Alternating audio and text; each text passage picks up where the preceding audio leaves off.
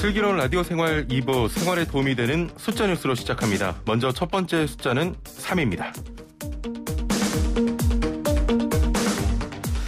어제 있었던 아카데미 시상식에서 윤여정 배우의 여우조연상 수상만큼 화제가 됐던 것이 있었죠. 작품상, 감독상, 여우주연상까지 3관왕을 휩쓴 클로이 자오 감독의 노매드랜드가 그 주인공입니다. 클로이 자오 감독은 노매드랜드를 통해 아카데미 시상식 역대 첫 아시아 여성 감독상 수상자가 된 건데요. 아카데미 시상식은 해시태그 오스카는 너무 하얗다는 비판 운동이 펼쳐질 만큼 화이트 오스카로 불렸던 백인들만의 파티였습니다. 자, 그러나 윤여정과 봉준호, 클로이 자오 감독 등 유색인종이 노미네이트 및 수상을 하면서 컬러풀 오스카, 전 세계인의 축제로 바뀌고 있는데요. 사람들이 태어날 땐 선하다는 자오 감독의 말처럼 무지개처럼 모든 색을 합쳐서 더 예쁘게 만들어야 한다는 윤여정 배우의 말처럼 이번 시상식을 계기로 아시아 혐오 범죄가 빈번하게 발생하는 요즘 혐오가 아닌 포용으로 서로를 바라볼 수 있기를 바랍니다. 두 번째 숫자는 5입니다. 식품의약품안전처가 지난 23일 품목 허가한 코로나19 자가검사 키트가 5월 초부터 시중에 유통될 것으로 예상됩니다. 현재 국내 시장 공급을 위한 막바지 작업을 진행하는 중인데요. 자가검사 키트 가격은 10,000원 수준이 될 것 같습니다.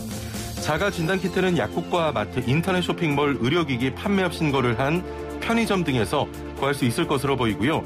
자, 그러나 식약처는 자가진단키트가 유통되더라도 PCR 검사의 보조수단으로만 사용해야 한다고 밝혔습니다. 네, 세 번째 숫자는 333입니다. 세계 최초로 국가재난안전통신 전국망이 개통됩니다. 정부가 KT와 SK텔레콤, 삼성전자와 함께 재난안전통신망은 자연재해를 비롯한 각종 재난사고에 효율적으로 대응하기 위해서 구축한 차세대 무선 통신망인데요. 이번에 구축한 재난안전통신망은 경찰, 소방, 국방, 철도, 지방자치단체 등 8대 분야 333개 국가기관의 무선 통신망을 하나로 통합했습니다. 더 이상 골든타임을 놓쳐서 또는 통신이 안 돼서 등의 이유들로 소중한 생명을 잃는 일은 없기를 바라봅니다. 마지막 숫자는 1입니다. 스가 요시히데 총리 내각이 출범한 이후 일본 정부가 첫 번째로 내놓은 외교 청서에서 독도는 일본 땅이라고 또다시 우겼습니다. 동해도 국제적으로 확립된 유일한 호칭이 일본해라고 주장했고요. 위안부와 징용 피해자 문제에 대해서는 1965년 한일 청구권 협정과 2015년 위안부 합의 등으로 모두 해결됐기 때문에 한국 정부가 책임을 갖고 해결해야 한다는 기존 입장을 강조했습니다. 독도는 우리 땅, 동해는 우리 바다. 이 연사 힘차게 외쳐봅니다. 지금까지 생활에 도움이 되는 숫자 뉴스였습니다. 매달 월급에서 빠져나가는 국민연금, 이렇게 차곡차곡 쌓인 연금을 받는 날이 누군가에게는 아직 먼 미래의 일이지만 또 다른 누군가에게는 코앞으로 다가온 내일이 되기도 합니다. 자, 대부분 기왕이면 더 많이 받길 바라게 되는데요. 국민연금을 제대로 더 잘 받기 위해 알아둬야 할 공식이 있다고 해서 자세히 알아보려고 합니다. 자, 방송 들으시면서 은퇴 후 재무에 대해 궁금한 점 있는 분들 단문 50원, 장문 100원의 유료 문자 샵 0945번으로 보내주시길 바랍니다. 자, YTN 라디오 유튜브와 애플리케이션 댓글창도 열려 있는데요. 공식이라는 말에 벌써부터 머리가 아파오는 분들도 계실 겁니다. 국민연금 잘 받을 수 있는 공식의 만점풀이를 위해서 쪽집게 강사를 모셨습니다. 너무 거창한데 이거. 자, 김도겸 미래에셋 투자연금센터 상무 스튜디오에 나와 계십니다. 안녕하십니까? 네, 안녕하십니까? 예. 오늘 그 유튜브 애청자 수를 좀 경신을 했어요. 그러세요? 축하드립니다. 370분 넘었고. 근데 상무님 오시자마자 한 600명이 빠져나갔습니다. 그 마이너스인가요, 그러면? 죄송합니다. 3,700분 정도 되셨는데. 네네네. 예. 한 700분이 빠졌네요. 제 탓인 것 같습니다. 오늘 저 슬기로운 라디오 생활 1년 되는 날입니다. 축하드립니다. 1주년. 예. 제가 1년 전에도 제가 여기 출연했던 걸로 기억을 하는데. 그렇습니까? 예. 벌써 1년이 됐네요, 진짜. 예. 그러게요. 시간 참 빠르죠? 그러게요. 세월 흘러가는 거 보면 이러다 진짜 금방 할아버지 될 것 같습니다, 그래도. 그렇습니다. 국민연금 받는 시기도 지금은 좀 멀게 느껴집니다만 그런 분들도 많으시겠지만 시간은 참 빠르기에 눈앞에 또 코앞에 금방 올 것 같은데요. 막상 받을 때 가서 준비하려면 너무 늦으니까 좀 그렇습니다. 일찍 준비해야 될 것 같습니다. 자, 국민연금 오늘 공식에 대해서 좀 말씀을 드릴 텐데 그 전에 저희가 퀴즈를 한 번 더 드리고 순서 이어가겠습니다. 자, 퀴즈 듣고 정답하시는 분은 단문 50원, 장문 100원의 유료 문자 샵 0945번, 우물정 0945번으로 정답 보내주시면 되고요. 정답 맞추신 분들 중에서 추첨을 통해서 상품도 좀 보내드리고 있으니까요. 퀴즈 잘 듣고 맞춰주시면 됩니다. 자, 그리고 오늘 슬기로운 라디오 생활 1주년이기 때문에 또 축하 메시지도 함께 보내주시면 선물 받을 확률이 더 높지 않을까요? 자, 퀴즈 나갑니다. 오늘부터 서울의 일부 지역에서 시행되는 부동산 관련 제도인데요. 압구정, 여의도, 목동, 성수 일대 등에서 일정 면적 이상의 부동산을 매매할 때는 구청장의 허가를 받아야 합니다. 자, 이 제도는 무엇일까요? 1번 주택거래 허가제, 2번 토지거래 허가제, 3번 토요일은 밤이 좋아. 밖에서 PD가 잘했다고. 정답자 중에 또 추첨을 통해서 상품 드리고 있으니까요. 많은 참여를 부탁드리겠습니다. 자, 상무님 이제 본격적으로 이야기 해보죠. 국민연금 공식만 알면 더 많이 받을 수 있다. 이게 사실입니까? 공식만 알아가지고는 많이 받을 수 없고요. 공식을 알고 조금 이용할 수 있으면 좀 많이 받을 수 있을 것 같아서 국민연금 가입자라면 이제 누구나 이제 노후에 노령연금이라는 걸 좀 많이 받고 싶어 하시거든요. 근데 연금액이 이제 어떻게 결정되어지는지 이제 공식을 조금 알면 그 공식에 내가 들어가는 값들을 조금 조정해가지고 연금을 조금 더 많이 받으실 수 있는 방법이 있는 것 같아요. 그래서 뭐 공식이라고 하면 수학 공식처럼 매우 어렵다라고 생각하는데 조금만 들어보시면 쉽게 이해하실 수 있을 것 같습니다. 일단 굉장히 솔깃해지는데 이게 공식이기 때문에 너무 어렵게 설명하시면 헷갈릴 수 있으니까. 네네. 국민연금 더 많이 받을 수 있는 마법의 공식 뭡니까? 쉽게 이야기하면 이제 공식을 제가 쭉 이야기해드리면은 이제 방송으로 들으시는 분이 이게 뭔가 이런 생각을 하실 것 같아요. 그래서 크게 보면 요소가 4가지가 있다라고 생각을 하시면 될 것 같아요. 첫 번째 이제 소득 대체율이라는 요소가 있고요. 요거는 간단하게 이야기하면 그 근로기간 동안 자기 받는 소득의 몇 %를 연금으로 받느냐 이런 거라 보시면 되고요. 두 번째, 세 번째 요소는 A값, B값이 있는데 A값은 남의 소득, B값은 내 소득이라고 보시면 됩니다. A값은 남의 소득이고 B값이 내 소득. 그리고 네 번째 요소가 이제 가입기간인데 그래서 소득 대체율, A값, B값, 가입기간 이 4가지 요소에 의해서 이제 국민연금액이 결정된다라고 보면 될 것 같습니다. 아직까지는 조금 느낌이 안 오는데 하나하나 설명을 해주시죠. 먼저 이제 소득 대체율부터 좀 한번 살펴보면 좋을 것 같은데 소득 대체율이 뭐냐 그러면 내가 근로기간 동안 벌어들인 소득의 일정 비율을 제가 연금으로 받잖아요. 그 대체 그러니까 내가 근로기간 동안 벌어들인 소득의 몇 % 정도를 연금으로 받을 수 있느냐 이걸 이제 소득 대체율이라고 보시면 되는데 국민연금에서 이제 소득 대체율을 산정을 할 때 그 기본적으로 이제 근로기간을 40년 정도로 봅니다. 40년 동안 일한다고 생각하고 40년 동안 연금 보험료를 꾸준히 내면 이제 60세 이후에 연금을 받을 때 40년 동안 냈던 보험료의 기준이 되는 소득의 몇 % 정도를 연금으로 지급할 건지 그걸 정한 건 소득 대체율이라고 보시면 되는데 이게 변화가 좀 있었어요. 1988년도에 저희가 국민연금을 도입을 했는데 국민연금공단이 생기고 그때 소득 대체율은 70%로 되어 있었습니다. 70%? 그러니까 자기가 40년 일하면 자기 그때 기간에 한 70%를 연금으로 받을 수 있으니까 적지 않은 금액이겠죠. 그런데 너무 높이 책정을 한 거예요. 그래서 이제 99년도에 이걸 다시 60%를 한번 떨어뜨렸고요. 2008년도 이걸 다시 50%로 떨어뜨렸어요. 그 이후에 매년 0.5%씩 지금 계속 줄여나가고 있는 상황입니다. 그래서 2028년이 되면 이제 40%가 되는데 이제 언론 같은 데서 국민연금 소득 대체율이 40%다 이렇게 말하는 거는 2028년이 되면 40%가 된다라는 소리고요. 40년간 납입했을 때 그 정도 받으니까 만약에 가입 기간이 한 절반 정도밖에 안 된다 그러면 40%가 아니고 한 20% 정도 받으신다. 그렇게 알고 계시면 될 것 같아요. 그렇군요. 비율이 좀 점점 낮아지고 있는데 모두에게 똑같이 적용되는 건지 소득 대체율이 정해져 있으면 뭐 이제는 알아도 의미 없게 되는 거 아닙니까? 그렇죠. 이제 이미 정해진 공식이라고 그러면 예. 내가 그거 알아봐야 뭐 국민연금을 더 많이 받을 수 없는 거 아니냐. 예. 이렇게 이야기할 수도 있는데 그게 아닌 부분들이 조금 있습니다. 예. 특히 이제 제가 99년도 이전에는 소득 대체율이 70%라고 말씀을 드렸잖아요. 70%면 예. 좀 상당히 많이 받는 얼마 벌면 얼마를 받는 그런 거죠? 그거는 이제 그 자기 소득하고 그때 당시 이제 연금을 받을 당시에 다른 가입자의 소득하고도 연관이 돼 있어서 예. 금액을 조금 이야기하기는 힘든데 예를 들어 이제 1999년도에는 70% 정도라고 하면 예. 이 기간에 냈던 기간을 살릴 수만 있다 그러면 연금을 더 많이 받을 수 있는 방법들이 그렇죠. 있을 것 같아요. 예. 그래서 이제 1999년도 이전에 혹시 이 방송 들으시는 분들 중에 예. 직장을 다니시다가 퇴직을 하거나 이직을 하셨던 분이라면 지금부터 주목을 하셔야 될 것 같습니다. 예. 지금부터 좀 주목하시기 바랍니다. 1999년도 이전에는 예. 직장 다니다 퇴직하면요. 국민연금공단에 냈던 보험료를 거기 냈던 보험료하고 이자를 더해가지고 돌려받을 수 있었어요. 예. 그걸 이제 반환 일시금이라고 하거든요.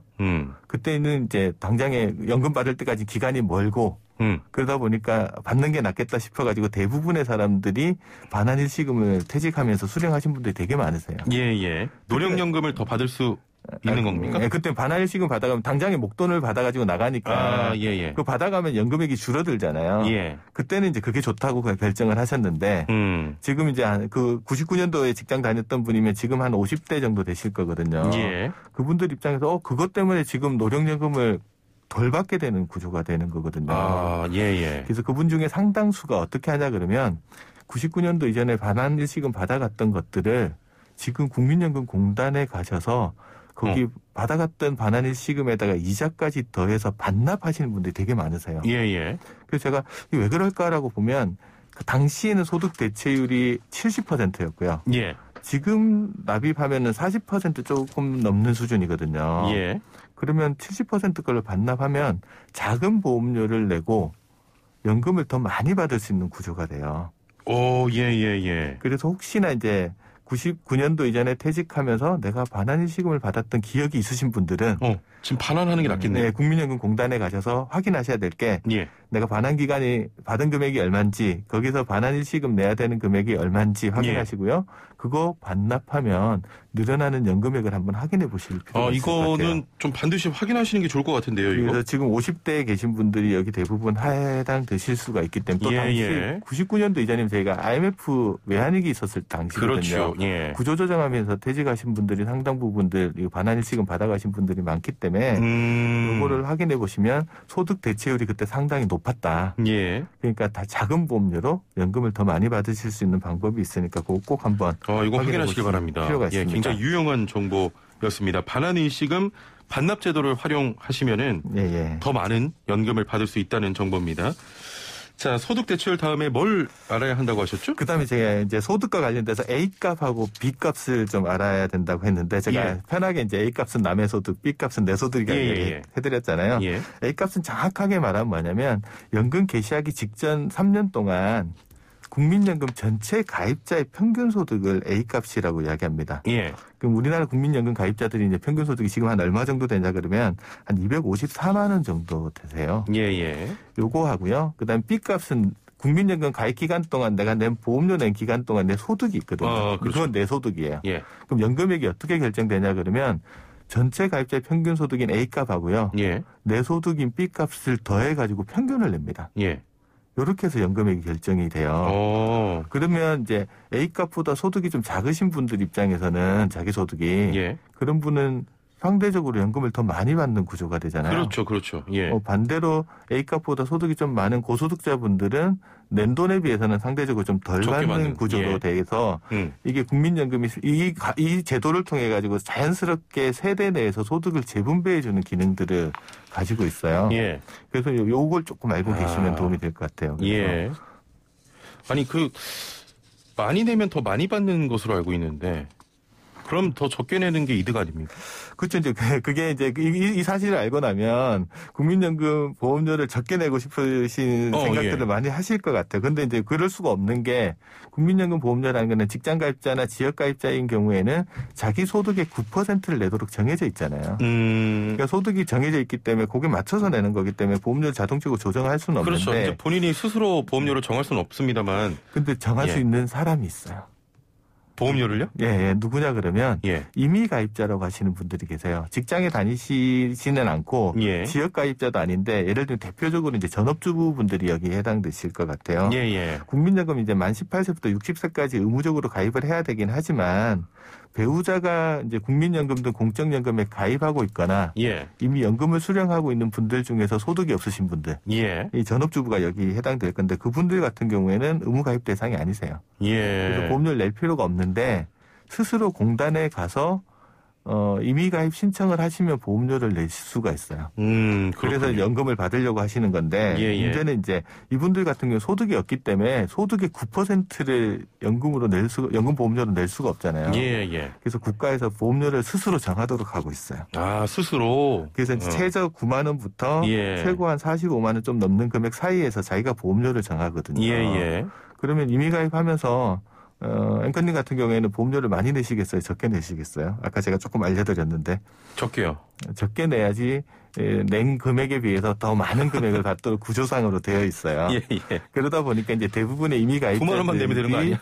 그러니까 A값보다는 좀 작은 금액으로 보험료를 책정하고 연금을 받는 방식들을 선택을 하고 있어서 그래서 대부분 10만 원 언저리에서 보험료를 많이 내시더라고요. 그래서 그건 이제 왜 그러냐 그러면 A값, B값을 더해서 내는 이제 세대 내 소득 재분배 기능들을 역으로 활용하는 경우들이 있다. 그런 것들을 좀 알고 계시면 될 것 같습니다. 좋습니다. 6325번님, 저도 연금 반환해서 월 연금이 20만 원 정도 이익 봅니다라고 하셨는데, 20만 원씩이나 월에 이익을 보는. 그래서 그 반환한 금액에 따라서 조금 차이가 나긴 하지만요. 상당히 제도적으로 제가 계산을 여러 번 해봤는데 안 하시는 것보다는 하는 게 낫습니다. 한번 꼭 확인하시면 되겠습니다. 자, 마지막으로 알아야 할 항목이 가입 기간이었는데, 이건 뭐 저도 알 것 같아요. 가입 기간이 길면 길수록 당연히 연금도 늘어나는 거 아닙니까? 당연히 그런 건데 이제 어느 정도 늘어나는지가 이제 좀 궁금하신 분들이 많으실 것 같아요. 보통 이제 국민연금 가입 기간이 한 20년 정도 됐을 때 받을 수 있는 연금을 이제 100%라고 가정을 하면 20년보다 가입 기간이 1년 정도 늘어나면 연금액이 5%씩 늘어납니다. 그러니까 이거 1년 정도 가입 기간 늘리고 연금을 5%씩 더 받을 수 있다라고 하면 연금 받는 입장에서 어떤 방식을 통해서라든지 가입 기간을 늘리고 싶은 생각들이 있으실 거예요. 그래서 그럼 가입 기간을 어떻게 늘리냐 그러면 예를 들어 직장 다니시거나 이제 퇴직하시고 난 다음에 소득이 없는 기간 동안 보험료를 낼 여력이 없어가지고 납부 예외 신청하신 기간이 있거나 아니면 출산이나 육아 때문에 직장 그만두시고 국민연금 보험료 안 낸 기간이 있으신 분들이 있으시거든요. 그런 분들 같은 경우는 그 기간에 안 낸 보험료를 나중에 내면 그 안 낸 기간이 다 살아나거든요. 그렇게 되면 국민연금을 훨씬 더 많이 받으실 수 있습니다. 이렇게 내는 거를 이제 추후납부라고 이야기를 합니다. 추후납부. 알겠습니다. 자, 지금 시간이 꽤 많이 흘러서 저 상담으로 바로 이어가 볼 텐데요. 6513번님, 지난해 연금 120 나온다고 하더니 며칠 전 전화해서 확인했더니 100만 원 나온다고 합니다. 어떤 이유일까요? 그리고 내년에 연금 나오는데 연소득 5,600입니다. 연금 줄어서 나온다는데 맞나요? 라고 하셨거든요. 그거는 이제 정확하게 어떤 연금인지를 확인을 한번 해봐야 될 것 같은데 120만 원 나온다다가 100만 원 나오는 거는 제가 보기에는 아주 특이하게 지난번에 잘못 확인하셨거나 그랬을 것 같아요. 왜냐하면 연금액이라는 것들은 가입 기간하고 뭐 정해진 공식에 의해서 나오는 거기 때문에 갑자기 그렇게 확 줄어들 일은 그렇게 많지는 않거든요. 특히나 이제 물가 상승률에 따라서 올라가는 경우는 있어도 줄어드는 경우는 없어서 한번 정확하게 한번 내용을 주시면 그걸 가지고 상담을 할 수 있을 것 같습니다. 어떤 연금인지 또 자세한 내용 좀 말씀해 주시면 한번 그 잘못된 건지 다시 한번 확인해 드리겠습니다. 3030번님, 63년생이고 처음 시행부터 국민연금 납입하다가 5년 전에 중단했습니다. 자, 그런데 주변에서 계속 납입하는 게 좋다고 하는데 계속 납입하면 금액은 얼마나 증액이 될까요? 라고 하셨거든요.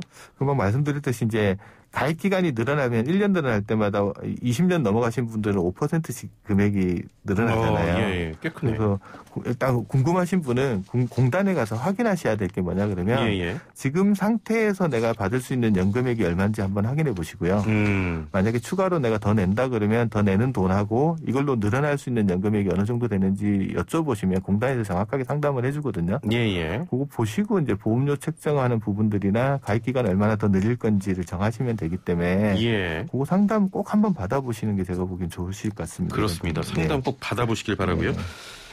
6494번님 국민연금 96개월 납부했고 지금은 공무원연금 납입 중입니다. 국민연금 납부했던 것은 언제부터 어떻게 받을 수 있나요? 라고 하셨네요. 이제 국민연금하고 이제 공무원연금을 연계하는 기능들이 있습니다. 그래서 국민연금 가입 기간도 10년 이상 되고요. 공무원연금 가입 기간도 한 10년 이상 되신 분들은 두 개를 연계해서 다 같이 받으실 수 있으세요. 국민연금 당연히 국민연금 공단에서 받으시면 되고요. 나이에 맞춰 가지고 이제 60세 이후에 자기 연금 수급 개시 연령되면 이제 국민연금 받으시면은 되는 거고요. 공무원연금도 마찬가지로 공무원연금 공단에서 60세 이후에 연금 수급 시기 되셨을 때 받으시면 되는데 요거를 연계해달라고 신청을 하시면 됩니다. 연계해달라고 신청을 하시면 됩니다. 7023번님 현재는 개인사업자로 국민연금 지역 가입자인데 예전에 회사를 그만두면서 반환 일시금을 받았다가 지난해 국민연금공단에 반납했습니다. 올해 종소세 신고할 때 반환 일시금도 소득공제가 될까요? 라고 하셨네요. 소득공제 부분인데 이제 국민연금 보험료들은 직장인들 같은 경우는 납부하면 그해 연말정산할 때 소득공제를 받으시거든요. 소득이 있으면 하는데 이제 이 소득공제 제도가 생긴 게 2002년부터 생겼습니다. 근데 이제 금방 반환 일시금 내시는 거는 제가 1999년도 이전 거라고 했잖아요. 그러니까 제도, 소득공제 제도 생기기 이전의 거를 반납하는 거라서 그 보험료에 대해서는 이제 소득공제를 못 받으시 뜻이고요. 대신 그 소득공제를 못 받았기 때문에 거기서 발생한 연금에 대해서도 나중 연금 받을 때 세금은 안 냅니다. 그건 이해하고 계시면 좋을 것 같습니다. 좋습니다.